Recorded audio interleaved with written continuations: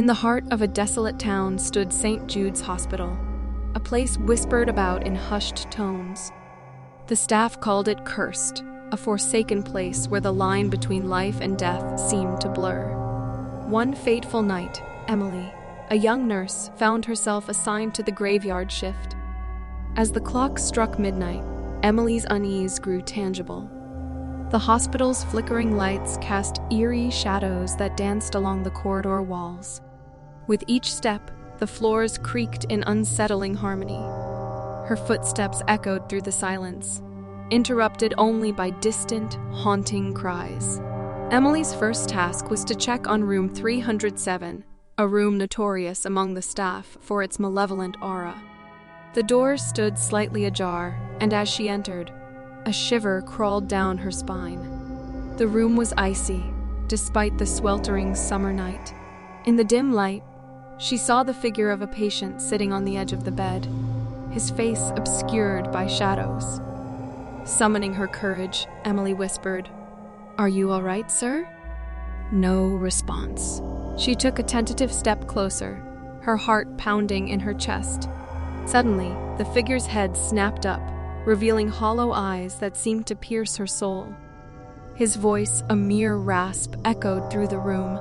"Leave this place, child." Terror coursed through Emily's veins, but duty kept her rooted. She reached for the call button, only to watch in horror as the figure dissolved into thin air. The room's temperature plummeted further, and the walls seemed to close in, suffocating her. The call button crackled to life with static, and a voice, neither human nor ethereal, whispered, "You cannot escape." Frantic, Emily fled the room, her footsteps echoing louder than ever. She stumbled upon the abandoned records room, where old files lay forgotten. As she rifled through them, she discovered a collection of patient journals chronicling their descent into madness, all linked to room 307.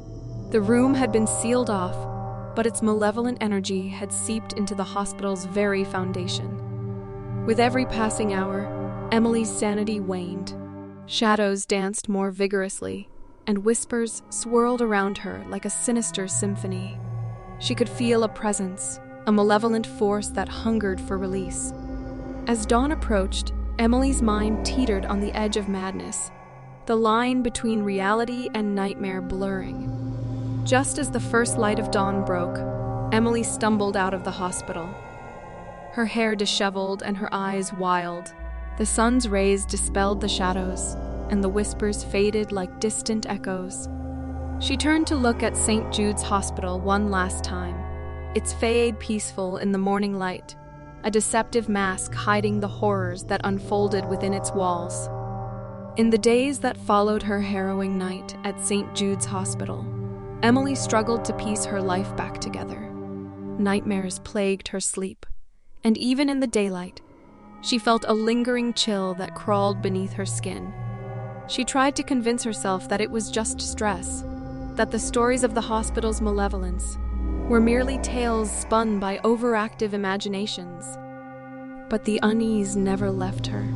One evening, as Emily was walking home from a late shift at a different hospital, she passed by an old bookstore. Its windows were filled with dusty tomes, their spines cracked with age. An old man stood behind the counter, his eyes twinkling with an odd familiarity. Emily felt drawn to the store, as if an invisible force tugged at her. She entered and browsed the shelves until a leather-bound book caught her eye. Its title read, "Echoes of the Forsaken St. Jude's Hospital Tales." Curiosity piqued. She opened its pages and began to read the stories within. The tales recounted experiences similar to her own, the flickering lights, the chilling temperatures, the whispers that never truly faded. Each entry spoke of a presence, an entity that defied explanation, and sought to claim those who dared cross its path. Emily's heart raced as she realized she wasn't alone in her torment. The old man behind the counter cleared his throat, and Emily looked up from the book. He smiled knowingly and said, I see you found the collection." "Those stories are more than just words, my dear. there a warning?" As Emily tried to process his words, the old man continued. "St. Jude's Hospital has a history tainted by darkness. Its walls hold memories of pain, suffering, and the restless spirits that still linger. You encountered a force that demands recognition, that preys on the living to validate its existence." Emily's pulse quickened, and she asked, "Is there a way to free myself from its grasp?" The old man's gaze turned somber. "Some say that by confronting the presence head-on, by acknowledging its pain and granting it peace, one can break the cycle of torment. But be warned, the path is treacherous, and the boundary between reality and the supernatural is thin." With determination burning in her eyes, Emily closed the book and thanked the old man. As she left the store, the weight of her decision settled upon her shoulders. She knew she had to return to St. Jude's Hospital, to confront the malevolent presence and offer solace to the tormented soul that lingered there. Armed with newfound knowledge and a resolute heart, Emily stood once again before the ominous doors of the hospital. The moon hung high in the sky, casting an eerie glow upon the building's facade. She took a deep breath and stepped forward, ready to face the horrors that awaited her within, and to unravel the secrets that bound the hospital and its malevolent presence together.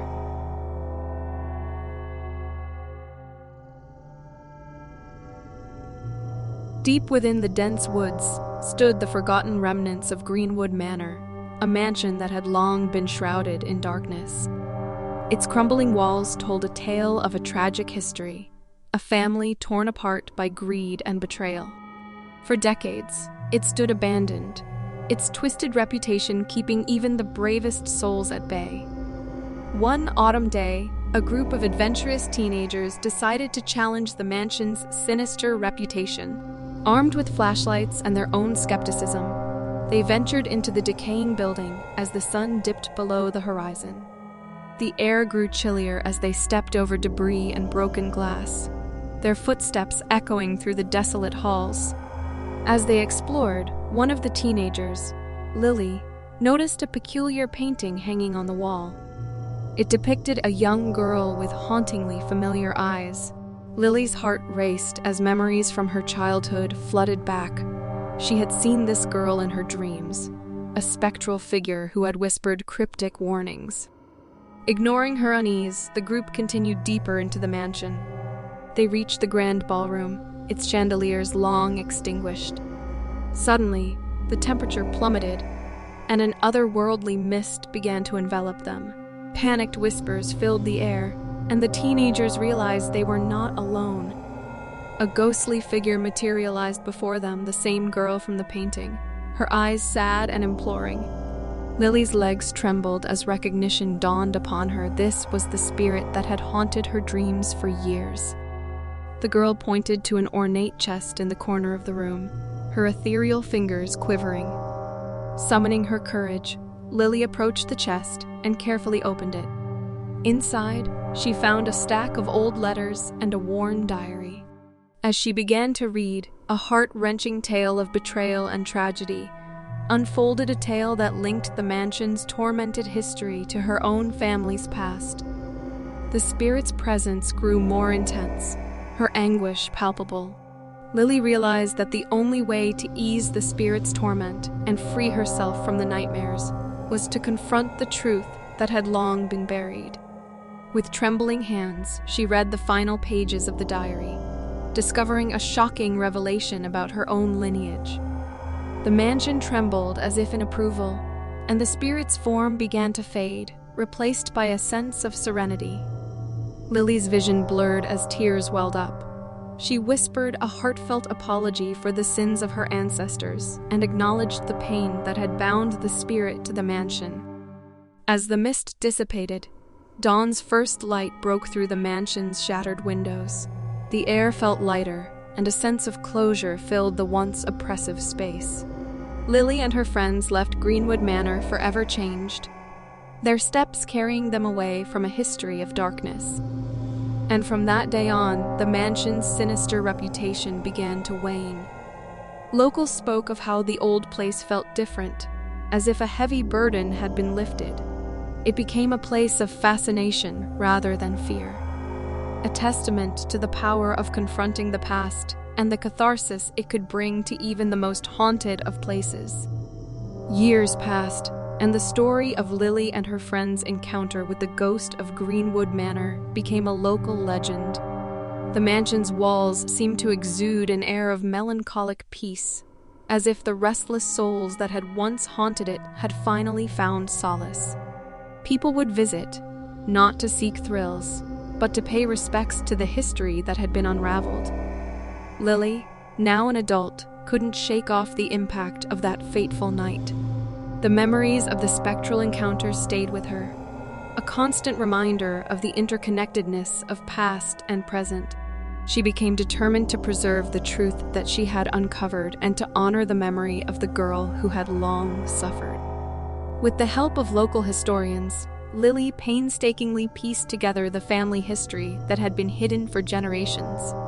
She uncovered the layers of lies, uncovering the motives that had led to betrayal and tragedy. Alongside her research, she worked to restore Greenwood Manor, not as a relic of fear, but as a place of reflection and learning. The mansion was slowly brought back to its former glory, becoming a museum dedicated to preserving the past. Lily's efforts paid off as people from all over visited to learn about the history that had been lost, and the lessons that could be gleaned from it. The once ominous halls echoed with the hushed voices of visitors, eager to understand the story that had unfolded within those walls. Lily often found herself standing in the grand ballroom, the very room where she had confronted the tormented spirit. She felt a sense of connection, an inexplicable bond that had formed between her and the girl whose story had been told. It was as if the ghost's gratitude lingered in the air, a silent acknowledgement of the closure Lily had brought. Over time, the nightmares that had plagued Lily since childhood began to fade. The spectral figure no longer visited her dreams, replaced by a sense of peace that she hadn't known before. As she gazed out from the mansion's window, she knew that sometimes confronting the darkness of the past could lead to healing, not only for the spirits that lingered, but also for the living souls who sought to understand. And so, Greenwood Manor continued to stand as a testament to the power of confronting the past, a beacon of light in a once ominous forest. The legend of the haunted mansion transformed into a story of redemption, reminding all who visited that even the darkest histories could find a path towards resolution and, ultimately, forgiveness.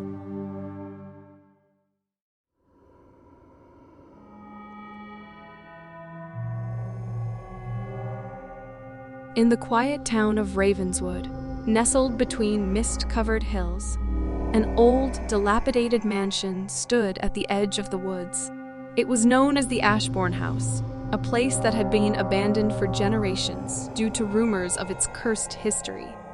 The townspeople spoke in hushed tones about the tragic fate that had befallen the Ashbourne family, and no one dared to set foot on the property after dark.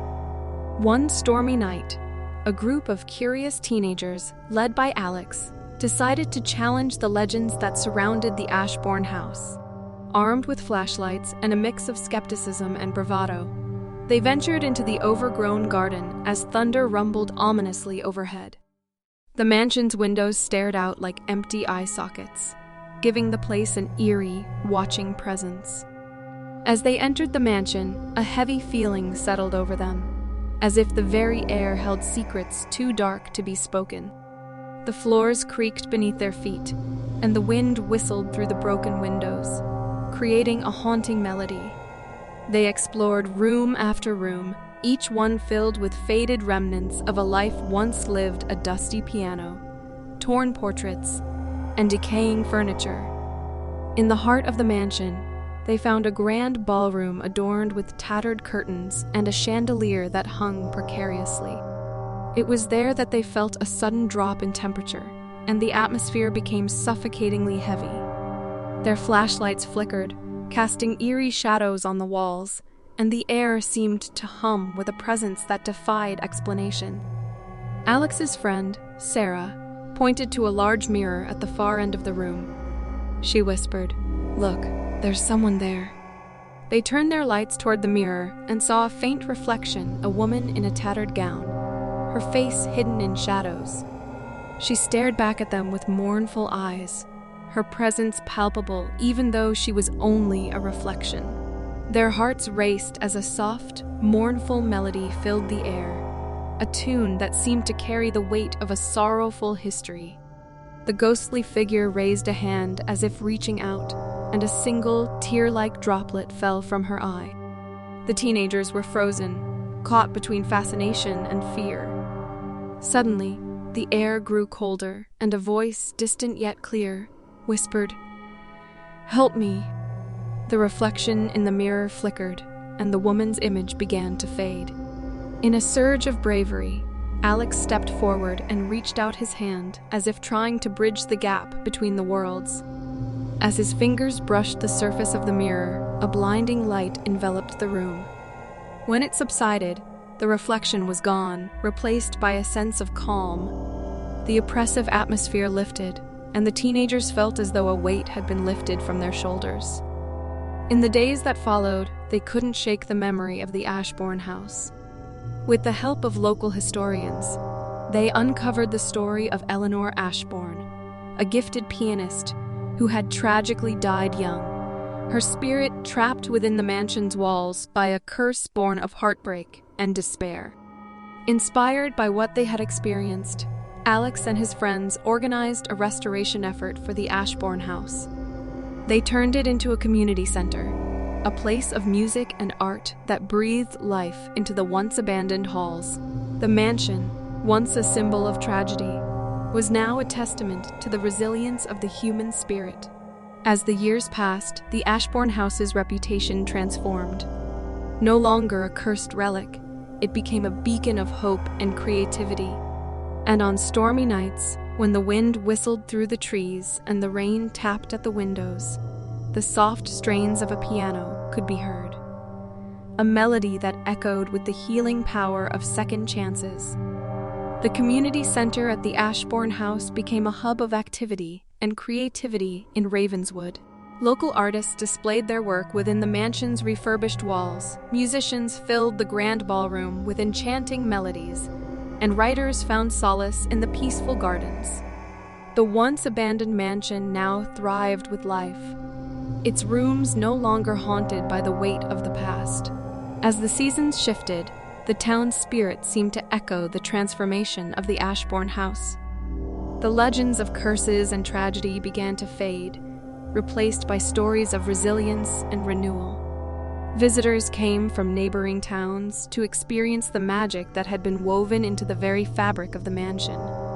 Alex and his friends often found themselves at the heart of the community center, basking in the warmth of the friendships they had forged and the memories they had created.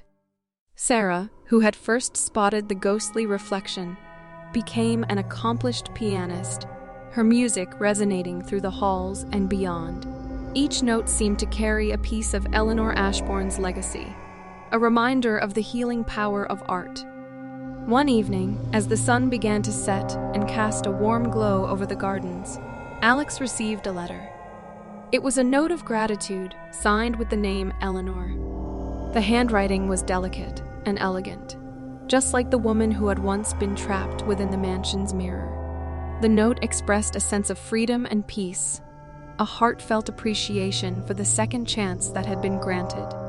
Alex shared the note with his friends, and they smiled, realizing that their actions had not only changed the fate of the Ashbourne House, but had also allowed a tormented spirit to find release. The echoes of the past were no longer bound by sorrow, but were now carried on the wind as stories of redemption. Over the years, the legacy of the Ashbourne House grew, inspiring others to confront their own haunted histories and transform them into stories of triumph.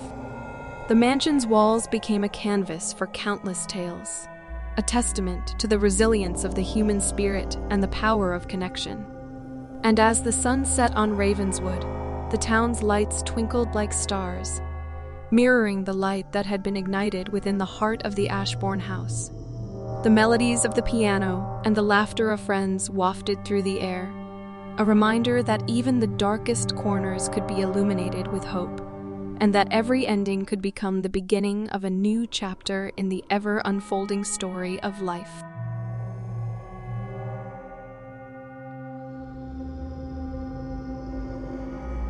In the dead of night, when the world slept and the moon hung low, the doors of St. Mary's Hospital creaked open to admit a new shift of weary nurses. Emily, a young nurse known for her steady nerves, took her place among her colleagues, her unease masked by a forced smile. The hospital, cloaked in silence, seemed to have a life of its own as the flickering fluorescent lights cast eerie shadows down the dim corridors. The air within St. Mary's carried a heavy weight, a mixture of antiseptic and an indescribable odor that seemed to linger just at the edge of perception. As Emily walked the hallways, her steps echoing with a hollow cadence, the soft moans of the building seemed to be whispers of long-forgotten pain. She couldn't shake the feeling that the hospital held secrets darker than the illnesses it treated.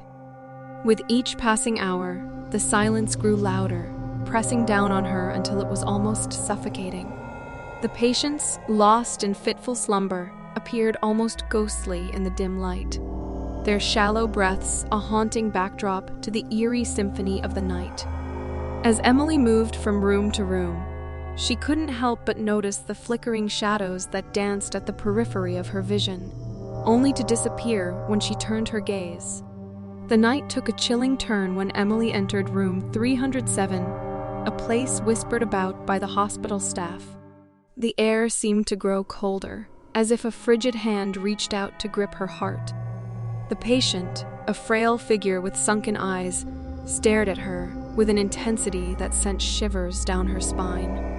His voice, barely a rasp, quivered with an otherworldly resonance as he muttered, "You shouldn't be here." Emily forced herself to remain composed, her instincts telling her to flee, but her professionalism keeping her rooted in place. "Is there anything I can do for you?" she asked, her voice betraying a trace of anxiety. The patient's lips curled into a haunting smile, his eyes seeming to pierce through her soul. "You can't escape," he whispered. And in that moment, the lights overhead flickered and died, plunging the room into darkness. Emily's heart raced as the room filled with a palpable sense of dread. A soft, echoing laughter rang out, the source impossible to pinpoint. Emily's flashlight flickered to life, casting wild beams of light across the room. In the erratic dance of shadows, she caught glimpses of figures that should not have been there, flickering in and out of existence like phantoms. She stumbled back, her heart pounding in her chest, her mind unable to process the surreal nightmare unfolding before her. Just as panic threatened to consume her, the lights suddenly blazed back to life, the room returning to its mundane appearance. Emily's breath came in ragged gasps as she fled the room, the sensation of being watched still clinging to her skin. She dared not look back, but she could feel an unseen presence trailing behind her, a malicious force that seemed to revel in her fear. When the morning sun finally broke through the windows, dispelling the remnants of the night's terror, Emily stumbled out of St. Mary's Hospital, her once steady hands trembling. She knew then that what she had encountered was beyond the realm of the natural, a malevolent force that had toyed with her sanity. Years later, as Emily recounted her story, she could never shake the feeling that room 307 held a darkness that defied explanation. The hospital continued to stand, its walls holding secrets that only the bravest dared to uncover. And as the sun dipped below the horizon, casting long shadows down the empty corridors, the night shift nurses walked those halls with trepidation, knowing that within the hospital's silent embrace, an ancient and chilling presence lingered, waiting for the next unsuspecting soul to cross its path. The hospital's legends grew, passed down through generations of nurses who shared their own tales of the night shift. Each story added another layer of mystery and fear, solidifying room 307 as a place of dread and despair. The whispers of malevolent laughter and the touch of icy fingers became part of the hospital's haunting lore.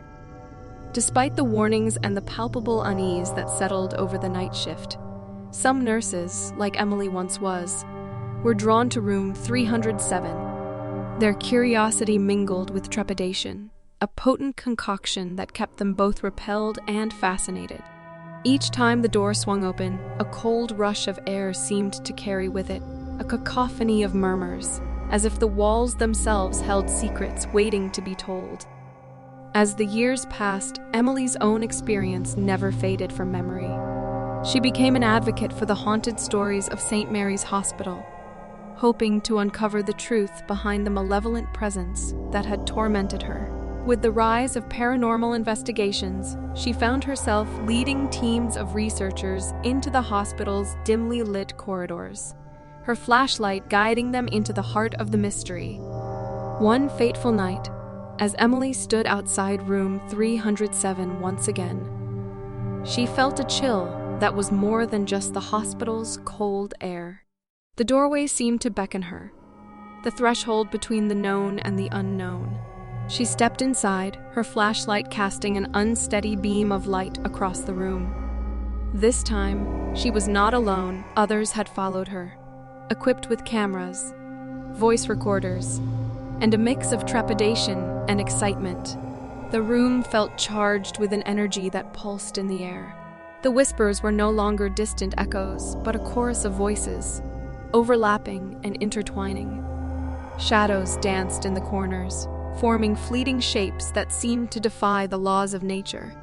Emily's heart raced, but this time she was not fleeing. She was confronting.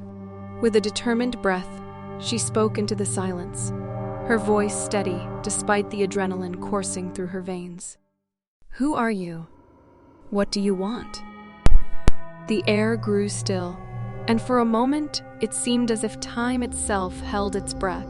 Then, a chorus of voices whispered back, their words like a mournful wind that cut through the tension.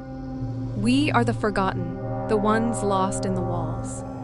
Release us." Emily's heart ached as she felt their pain, their yearning for release. With a renewed purpose, she began to research the history of the hospital, piecing together the stories of patients who had suffered and perished within its walls. Her efforts led her to a forgotten basement, a place where records lay hidden, secrets obscured by time. Among the dusty files, she uncovered the truth, the stories of those who had been abandoned, neglected, and erased from history. Armed with this knowledge, Emily returned to room 307, determined to grant the tormented spirits the peace they had long been denied.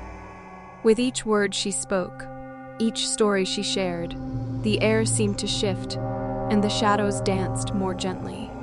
The presence that had once oozed malevolence now exuded a sense of longing, a desperate hope that someone would finally listen. As the night wore on, Emily felt the weight of the spirit's anguish begin to lift, replaced by a feeling of closure that washed over her like a tide. And then, as the first light of dawn broke through the windows, the room fell silent. The shadows retreated, and the air held a newfound serenity. Emily stepped outside, her heart heavy yet lighter than it had been in years. She knew that the malevolent presence that had once haunted her had been transformed, its pain acknowledged, and its story shared. In the years that followed, St. Mary's Hospital transformed as well. No longer just a place of fear, it became a sanctuary for those seeking closure and healing. Emily's story became a testament to the power of confronting the unknown and embracing the forgotten. And as the night shift nurses walked the halls, they did so not with fear, but with a sense of reverence for the spirits that had found their peace, and the nurse who had faced her own fears to grant it to them. As time went on, the hospital underwent a remarkable transformation. Emily's efforts to uncover the forgotten stories had touched not only the spirits that lingered, but also the hearts of the living. The community rallied around the hospital, recognizing its history and embracing its potential for healing. With the hospital's renewed sense of purpose, renovations began to take place. The dim corridors were brightened, the gloomy corners replaced with warm and welcoming spaces. The once feared room 307 was transformed into a peaceful memorial, a place of remembrance for the souls that had suffered within its walls. Emily's work led to the creation of a support group for families affected by the hospital's past, a place where stories could be shared and healing could begin. Those who had lost loved ones within the hospital found solace in knowing that their stories were no longer silenced, that their pain was acknowledged, and that their experiences were valued. As the hospital's reputation shifted, it became a beacon of compassion and understanding. Emily, once haunted by the malevolent presence, found her calling in helping others confront their fears and navigate their grief. Her dedication earned her the admiration of her colleagues, and she became known not only for her steady nerves, but for her unyielding empathy. Years later, as Emily stood outside St. Mary's Hospital, the sun setting behind it cast a warm and inviting glow. She no longer felt the weight of fear, but the comfort of knowing that even the darkest corners could be transformed into places of light. The stories of the past had been embraced, the tormented spirits finally finding rest, and the hospital itself becoming a haven for healing. With a sense of peace in her heart, Emily turned away from the hospital and walked down the path, her steps steady and confident. As she disappeared into the distance, the hospital stood as a testament to the power of compassion, resilience, and the unbreakable connection between the living and the spirits that linger in the shadows.